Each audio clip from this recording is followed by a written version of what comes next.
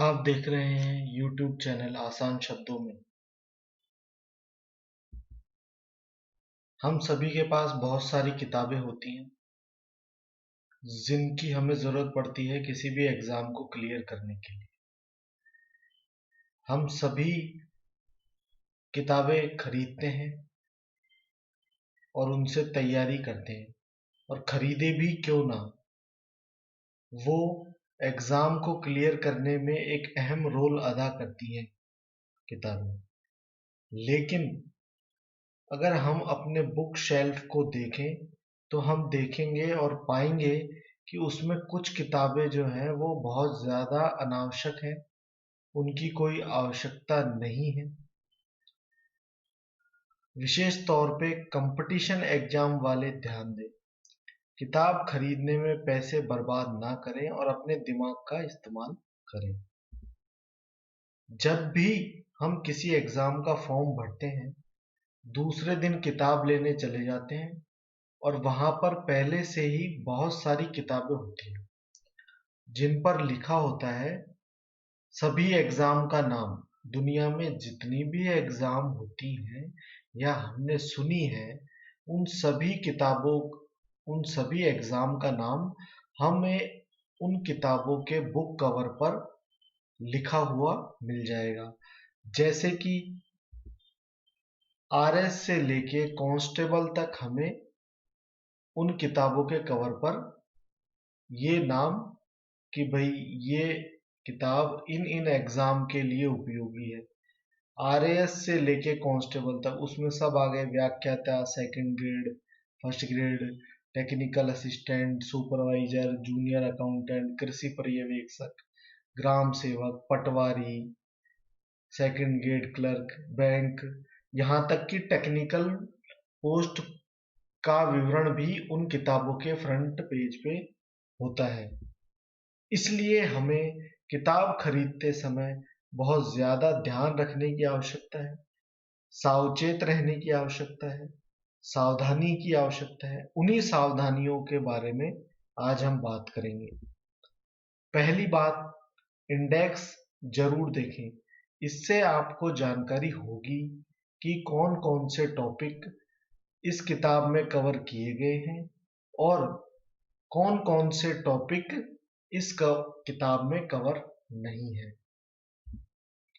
Cover page देखकर किताब का अनुमान न लगाएं।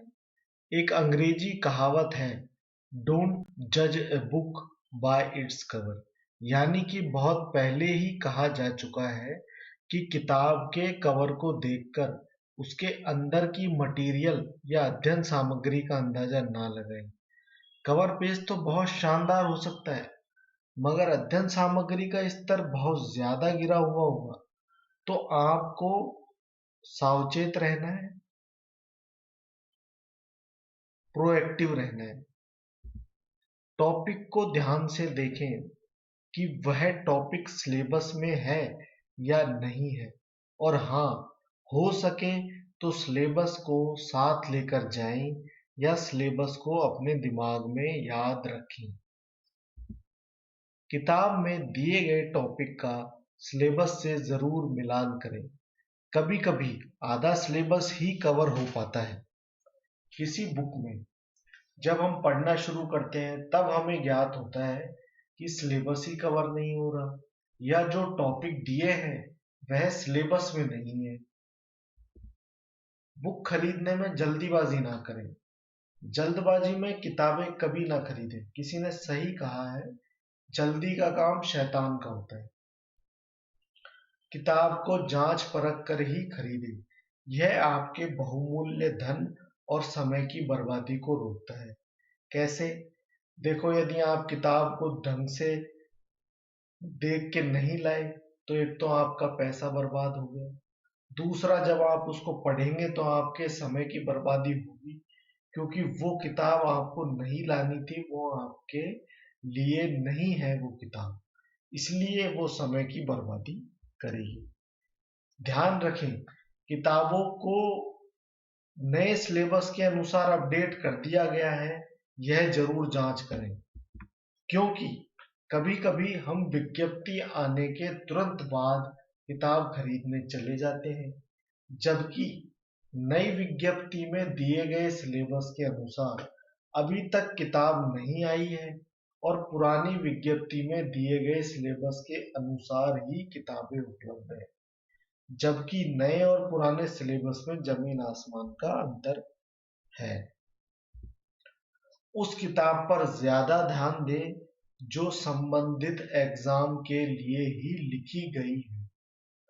क्यों? क्योंकि उस किताब में ज्यादा कंटेंट होगा। ज्यादातर किताबें सभी एग्जाम को कवर करने का प्रयास करती हैं, जैसा कि हम पहले देख चुके हैं, लेकिन ऐसा प्रायोगिक तौर पर संभव नहीं है, क्योंकि हो सकता है सभी एग्जाम को कवर करने के प्रयास में किताब में अधिक सामग्री हो जो आपके लिए लाभदायक न हो। उसे पढ़ने से आपके समय की बर्बादी होगी। जैसे उदाहरण के तौर पर हम ले लें कि भूगोल के 4 टॉपिक ही आपके सिलेबस में हैं और उनका स्तर यानी कि उनका लेवल कक्षा 12 तक ही है, लेकिन संबंधित किताब में पूरी भूगोल को ग्रेजुएट स्तर तक कवर कर लिया गया है। यानी कि अगर आप उस किताब से भूगोल को पढ़ लें तो आपको ग्रेजुएशन के लिए जो भूगोल का पेपर होता है उसके लिए एक्स्ट्रा किताब की जरूरत ना होगी। एग्जाम के स्तर को देखकर किताब खरीदें। आपका उद्देश्य नौकरी लगना है, किसी विषय पर पीएचडी करना कतई नहीं है।